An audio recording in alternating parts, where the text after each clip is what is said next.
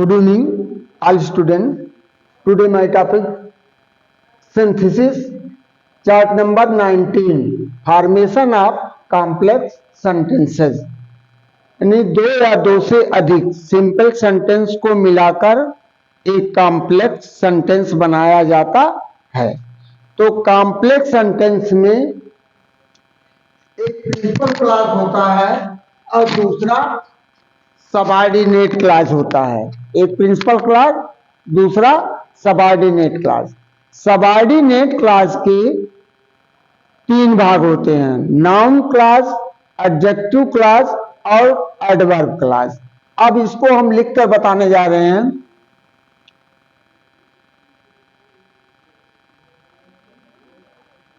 One or two simple sentences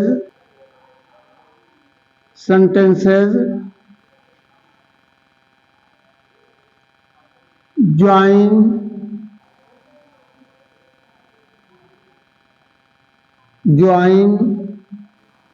and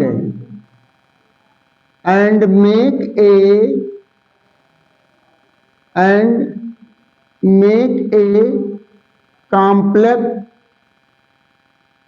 sentence, complex sentence।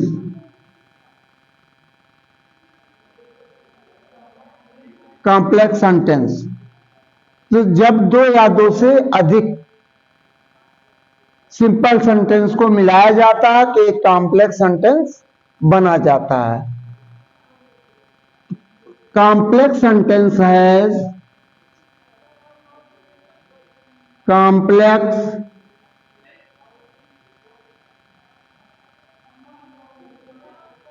complex sentence has been two class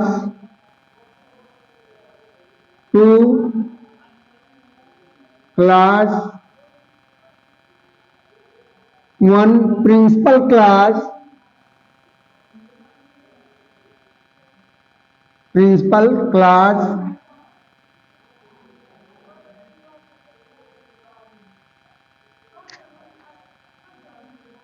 two subordinate class,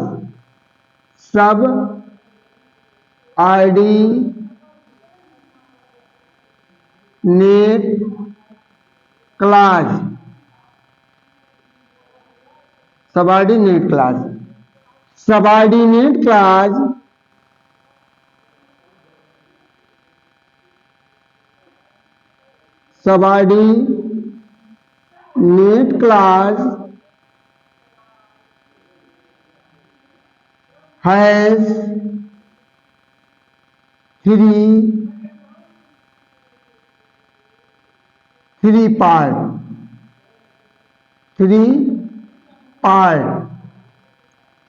Number one, noun class,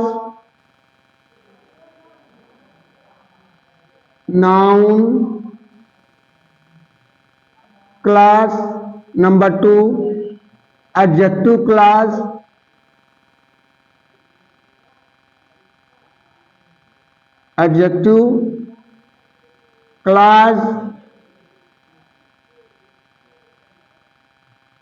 third, adverb class,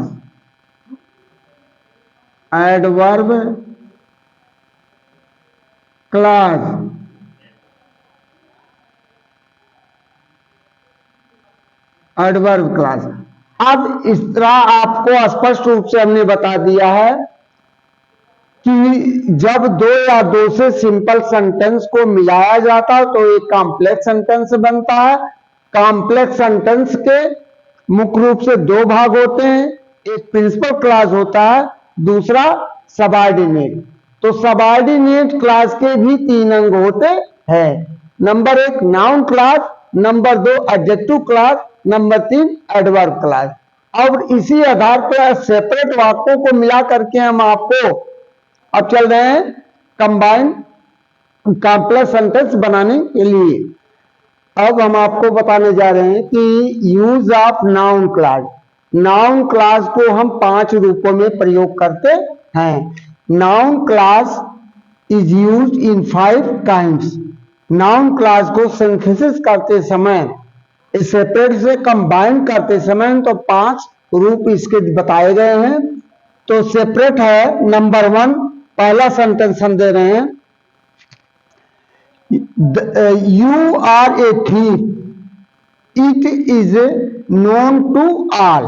पहला हमारा sentence है you are a thief, दूसरा है it is known to all, यह सभी के द्वारा जाना जाता है।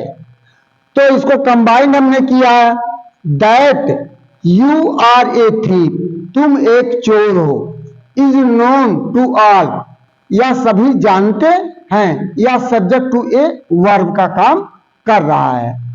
तो दूसरा इस तरह हमारा सेपरेट है, Sunil is a dull boy, और इसका दूसरा सेंटेंस है the teacher known is it, यह अध्यापक जानते हैं, प्रत्येक अध्यापक जानते हैं। कंबाइन में every teacher knows that Sunil is a dull boy, object to a verb का काम कर रहा है, दैट इज सॉल्व।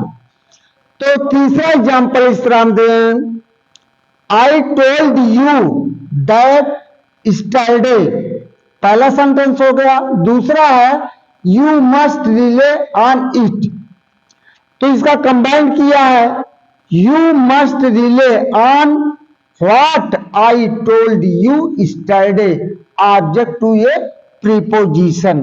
अब यहां आप ऑब्जेक्ट ऑन, ये देख रहे हैं, a on object to a preposition आ गया है। और चौथा एग्जांपल इस तरह जा रहा है सेपरेट में, Ravi has failed in the examination. दूसरा sentence, the reason is his carelessness, लापरवाही, उसकी असावधानी है। तो कंबाइन में इसको कर रहे हैं, the reason of Ravi's failure in the examination is that he is careless, complement to a verb, that is solve. और इस तरह पांचवा सेंटेंस हम दे रहे हैं, 5 हमारा है, Gandhi ji was shot dead. दूसरा है the news spread all over country like a wild fire, यानी गांधी जी को जब गोली मारी गई थी और मर गए तो पूरे देश में जंगल की आग की तरह यह समाचार फैल गया। तो कंबाइन में हमने किया है, the news that Gandhi ji was shot dead spread all over country like wild fire causing opposition. तो यह इस तरह हमारे जो 5 नियम बताए गए हैं उसको पांचों को हमने बता दिया है। और इसके बाद अब इसमें और है, तो हम भी अब आपको सिंथेसिस के नियम बता रहे थे कि कॉम्प्लेक्स सिंपल सेंटेंस को कॉम्प्लेक्स सेंटेंस बनाना। तो इसमें हमने नाउन क्लॉज को बताया, नाउन क्लॉज को 5 प्रकार से बताए गए हैं। और नाउन क्लॉज से कंबाइंड सेपरेट सेंटेंसेस को कंपाइल करते समय उसमें subject of the verb, object of the verb, case in opposition, 4-5 rule भी हमने दे दिया, 5 को एक एग्जाम्पल दे दिया है। और इस तरह से अब नाउन क्लॉज जब हुज इंट्रोगेटिव वर्ड से भी बनाए जाते हैं तो उसे भी नाउन क्लॉज कहा जाता है। इफ और वेदर से भी नाउन क्लॉज को बनाया जाता है। तो इसका हम आने वाले वीडियो में कल आपको देंगे।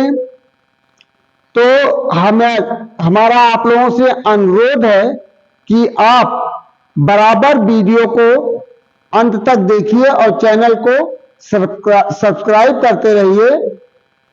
और वीडियो को लाइक करते रहिए, जिससे प्रॉपर वे में आपको जानकारियां मिलती रहें और जो हम आपको दे रहे हैं एज ए प्रॉब्लम के रूप में उसका सॉल्यूशन भी आप दे दिया करिए, लेकिन आप उसको कभी कमेंट के द्वारा हमें सूचित नहीं कर पा रहे, इसलिए हमें इसका खेद है।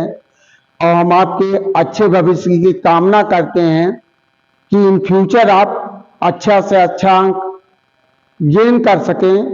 और चूंकि इंग्लिश हमारी एक ऐसी मातृभाषा है जिसको हम जानकारी हासिल कर करके कहीं पर किसी स्थान पर अपनी बुलंदियों पर पहुंच सकते हैं। ये हमारे पास वोकैबुलरी होगी, इंग्लिश शब्दकोश ज्यादा होंगे, तो हम कहीं पर किसी भी फैक्ट्री या किसी भी कारखाने में, कहीं प्राइवेट सेवा में, कहीं गवर्नमेंट सेवा में जाने के लिए हम ये जाना चाहेंगे तो बड़ी आसानी के साथ जा सकते हैं, वहां हमारे लिए कोई हिचक नहीं होगा।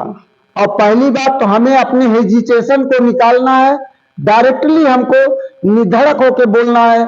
हम हमारे आगे कौन बैठा, कौन क्या कह रहा है, इसे हमें परवाह नहीं करना है। तो इसलिए यहीं पर हम अपने वाक्यों को आप रोकते हैं। हम आपके भविष्य की कामना करते हैं। जय हिंद,